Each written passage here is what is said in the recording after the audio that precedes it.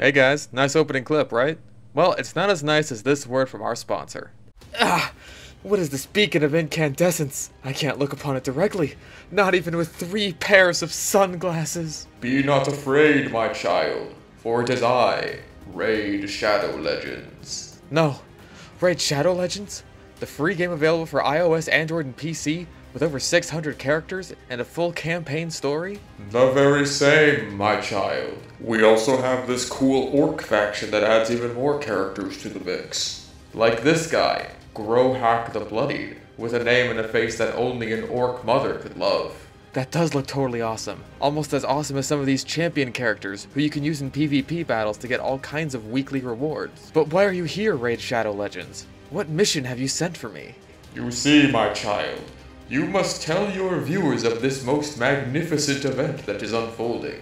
Come All Hallows Eve, there will be a special Halloween event with special rewards, tournaments, and even a new Halloween-themed champions. My god, what must I do? Tell the viewers that they can follow the link in the description, or scan this holy QR code, so that they may obtain 200,000 silver, an XP boost, an energy refill, an ancient shard with which to summon a most powerful champion, and the epic hero, Chonoru. All that just for clicking the link in the description? Truly, we must be unworthy of this. You are all worthy of the blessing of Raid Shadow Legends. Now go, spread my word. Well, I'll be honest, it kinda did all the legwork for me there. So all I'll say is, go download Raid Shadow Legends through the link in the description. Now let's get back to the video.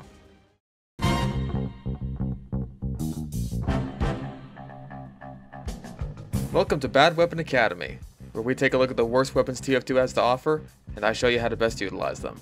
So, the base jumper. I feel like even since it got released, this item has seemed gimmicky and kind of useless. When it got released, everyone used it because, you know, that was how actually getting updates with new weapons worked. Then, a few weeks later, no one cared outside of gimmick strategies like lighting yourself on fire with a friendly pyro or cowmangler super shot to keep yourself afloat for easy market gardeners. And then that got removed, so then it was just used as a sort of trollger crutch more than anything else. It was hardly, if ever, used on demo because it just seemed to fit his playstyle a lot less than it did Soldier. Then Jungle Inferno came around and nerfed this thing into the ground, much to the confusion of a lot of the player base. That's because the base jumper was actually fucking broken.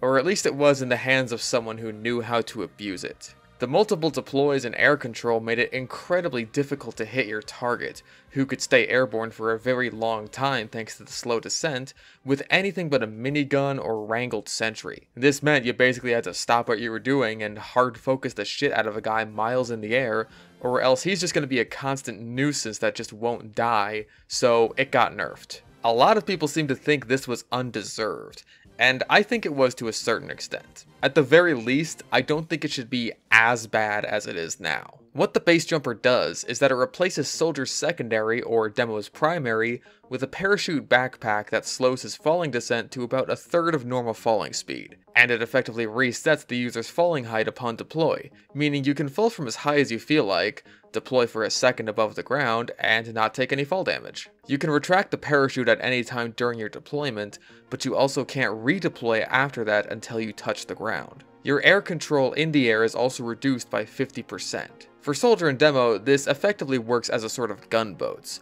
but instead of reducing explosive jump damage, it eliminates fall damage. This is both good and kind of lame. It's much more useful on Demo in this aspect, because Demo's jumps with a single explosive are far more extreme than Soldier's, and he doesn't have a gunboat's equivalent to begin with. As far as Soldier is concerned, when comparing the damage taken from rocket jumping and then landing while taking fall damage, I found the results to be pretty similar on the airstrike, which is pretty much the best and arguably only rocket launcher to use with this on Soldier, but we'll get there. Not to mention, fall damage comes up fairly often depending on the map or even just the situation you're in. If you get blasted by an explosive or a pyro's air blast, you can use it to quickly save yourself from taking additional damage, or hell, just get down from a vantage point quickly and safely. The lame part comes from the fact that it's pretty much useless for jumps that don't end in fall damage to begin with, or for chaining together more complex jumps, as it'll be taking way too much damage to justify using it, unlike the gunboats. It's better for single jumps, and taller jumps at that. For horizontal jumps, you'd be better off with a lot of other primaries unless you want that window wide open for a potential market gardener swing. But even with that comes another problem I have. Your horizontal mobility with this thing really sucks ass. I don't know if this comes down to the reduced air control or maybe the falling speed, but you don't get to keep your horizontal momentum once you deploy it during a jump. I understand slowing down the vertical descent, that's obvious, and even stopping your vertical ascent makes a degree of sense once you deploy it, but I feel like having less tight controls and just straight up having my horizontal momentum halted mid-flight are two very different things. I mean, the man treads give you more air control, but they don't actually make you move faster horizontally, they just make your strafes easier. Alright, so what's to be done? It still seems just as underwhelming and gimmicky as it was before, but now it's less useful. So what do? Well, let's go over both classes individually. We'll start off with Demo. So, Demo seems like the weaker option to pair the base jumper with. Replacing your grenade launcher with a backpack that gives you few benefits unless you're sticky jumping and losing half your health per jump anyway seems pretty stupid. It's not a horrible option if you're speccing into stickies only Demo, though I still think the health boost that the booties have is gonna win out in most situations. But hey, you can survive more fall damage than you normally could, which means you can sticky jump more often, into unexpected territory or out of danger, which isn't bad, but which sticky launcher is the best to use? Obviously, the sticky jumper is going to be very little help as it leaves you as a melee only class, without all the benefits of Demo Knight. You do have mobility that is completely free, no fall damage or sticky damage, but being restricted to nothing but melee really sinks this set. If you're trying this out for a meme on a server with random crits enabled, use the Scotsman Skull Cutter. Otherwise, I'd say go for the Islander, since you can catch certain players off guard and potentially snowball your way up to being a lot less killable, but it's still not particularly effective. For sticky launchers that do damage, I'd say the Quickiebomb Launcher is your weakest option. I actually really like this thing, so I was hoping for better, but no. The smaller clip size means you spend a lot of time in mid-air reloading, meaning it's not good for spamming a carpet of stickies, and the boosted damage on charged stickies means you effectively need to have a much slower fire rate if you want to do any damage with the huge fall off and damage penalty you'll have. In theory, it makes sense because of its sticky sniping capabilities, but in practice, it's extremely clunky and slow to use. You'll just spend a lot of time hovering around instead of getting anything killed. Stock is good. It seems the most like what the weapon was designed for. It effectively acts as a second primary, you fly up into the air, and lay down a carpet from your vantage point. And sure, it can be effective at this in certain situations. I think it's the best option the less often you use the parachute. If you're relying almost solely on sticky spam, but want an option to erase all fall damage or get out of a jam with a sticky jump, then it's not a horrible option. But, call me fucking crazy, the Scottish resistance with the base jumper is actually kind of fun. I know it sounds stupid. It sounds like it makes no sense.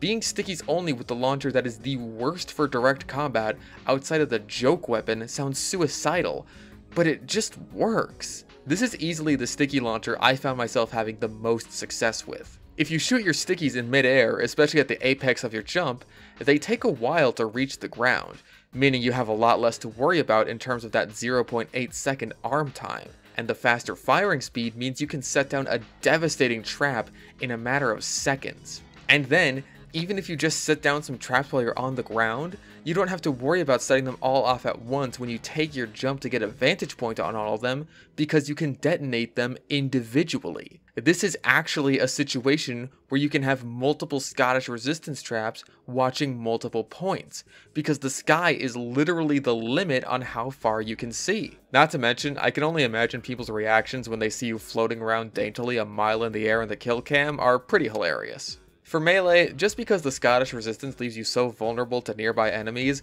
I'd recommend the stock bottle or whatever reskin you prefer. So, the frying pan. The slower switch speed on the Caber and Skull Cutter is too low to justify it when you're already making yourself extremely vulnerable to getting rushed down so easily. Normally, of course, I'd mention the Pain Train here, but this set, while it can work for offense sometimes if you want to get rid of a particularly annoying sentry nest that only you can have a vantage point on, is definitely more suited to defense, and considering how much damage you take from sticky jumping, that 10% bullet vulnerability might actually make the difference between life and death when hit scan bullets are just about the only thing that have a hope of hitting you outside of a direct hit. There is also the option of using the base jumper with a shield, but why? You can't even deploy it while you're charging, so the only situation I can think of for why you'd want to do this is if you want to use it with a trimping loadout like the Tide Turner and Claymore to negate the fall damage you typically take while trimping, which is something I guess, but just use a fucking grenade launcher, it's way better. Moving on to Soldier. Use the airstrike. Yep, that's about it. Okay, obviously I've got a lot more to talk about there. So most of Soldier's weapons aren't really suited to hovering in the air far away from people. Your slow projectiles, damage fall off, splash fall off, and required precision with a direct hit means you don't want to use your parachute at the apex of your jump like you do with Demo. The exception for Demo is if there's a sniper who can reliably hit you while you're hovering, then just switch loadouts I guess. A sniper focusing you really hard counters this thing. You probably won't have much fun unless you target him back and fly straight over to him to hard focus him. You could also quickly deploy and retract your parachute once to throw off his aim, but depending on where you do it in your jump, it could still land you with fall damage, which is admittedly better than dying, or the same. Anyway, back to Soldier. As I was saying, don't deploy the parachute at the apex of your jump. Deploy it just above your enemies, about enough so that you can stand on 2 or 3 people stacked on top of each other. This gives you what's essentially free high ground above your enemies, where you're free to spam rockets down at them, anywhere and anytime you need it. Unless of course you're in an area that has a low ceiling, which is where this weapon especially suffers. Basically, don't use this thing in Junction. Actually, just don't play Junction, it's not very fun. Now let's talk a bit about Soldier's other rocket launchers before moving on to the airstrike proper. Best I can tell, there's no real advantage to using stock, the Beggars, the Cowmangler, or the Liberty launcher unless you just want to negate fall damage. You're probably going to be better off using the gunboats in any case with those, especially the Beggars. This leaves one extremely situational serious option, one actually kind of decent serious option, and one meme option. The direct hit can be good for positioning yourself closer to explosive jumping enemies, and increasing the window of time you have to land a clean air shot on them. But frankly, most of my experience hitting these targets is from the ground anyway, so there's a learning curve to this that isn't worth the returns, especially in pubs where you're not likely to see too many roamers about. This one is far more conceptual than actually viable. It's only good for getting free high ground on your enemies and still being able to do at least respectable damage. The black box is actually kinda good. The heal on hit means you can heal off at least some or potentially all of the rocket jump damage and eliminate the fall damage entirely with the base jumper, making the black box actually fairly aggressive compared to its more stereotypical I really don't want to die ever passive role, considering you're constantly jumping and attacking to try and get your health back. However, the lower clip size can have a Quickiebomb Launcher effect, where you're spending a lot of time reloading during or after your jump. If this comes after and you're caught out near the enemy without having killed them, that can turn out really bad for you. So that just leaves the rocket jumper. I'm gonna say it. This is actually kind of viable. Now, assuming you're good with your rocket jumps and market gardens to begin with, which I'm still not, you become your average Trollger with a lot more leniency and a lot less stealing health kits from your teammates. Unlike Demo, whose best melee only option for this set relies on unreliable random crits, the Market Gardener is an extremely powerful tool in the right hands. It's like a sniper that can follow you around corners. A good Trollger can be terrifying. I should also mention that for this reason, the Market Gardener is the best soldier melee to run with the base jumper in pretty much any situation.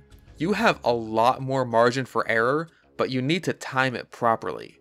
Again, not at the apex of the jump so you can hover down and hopefully hit someone, but closer to ground level to eliminate fall damage and get some extra distance while still moving through the air.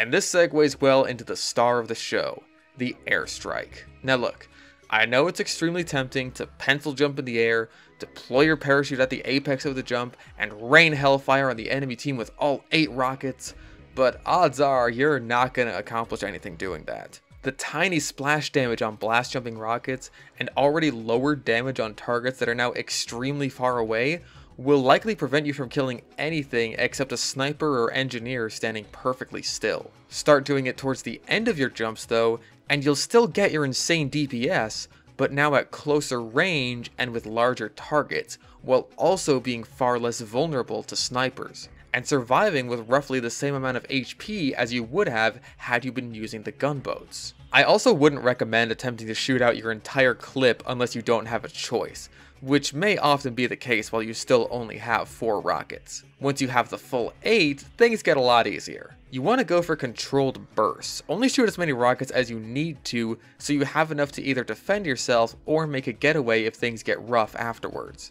And don't just hold down the fire button unless you have a good reason or opportunity to do so effectively, like against the sentry for example. This prevents you from not only prematurely running out of your clip, but it also lets you make more controlled, precise attacks while still having a much faster fire rate and much larger clip size than the other rocket launchers. The fact that you're deploying low to the ground already helps controlling your shots, since it makes it unlikely that you'll even be able to shoot off your entire volley of 8 before you touch the ground. You're going to need to not only practice to get just the right height you're comfortable with, but you're also going to have to improvise sometimes. Like hey, maybe you'll run out of rockets and need to pull at your market gardener, or maybe you will get those kills from high up in the air. Because maybe you need to deploy up there to stay out of a sentry's range while still being able to hit it hard, and if you can take a couple of pot shots at other people on the way down, then hey, why not? If it works, it works. This set really is great for taking down sentries, assuming the engineers don't have a sniper or pyro watching his setup, and even then, the rapid fire rockets can completely bypass a pyro's air blast for all but 1 or 2 rockets.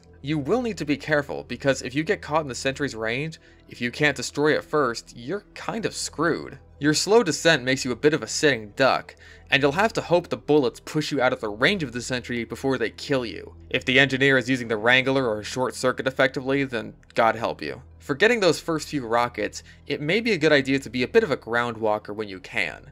Try to restrict rocket jumping to when it's necessary, or if you have a good medic who can reliably heal you. If you see a retreating injured enemy that you can secure a kill on, then sure, go for the jump. But when you only have 4 rockets, it's not the best means of getting kills. Once you're loaded up on all 8 though, at least for a few seconds, you can make any choke point you want turn into brown and red chunks. The brown is because they'll immediately poop themselves upon seeing you. Ah, creep!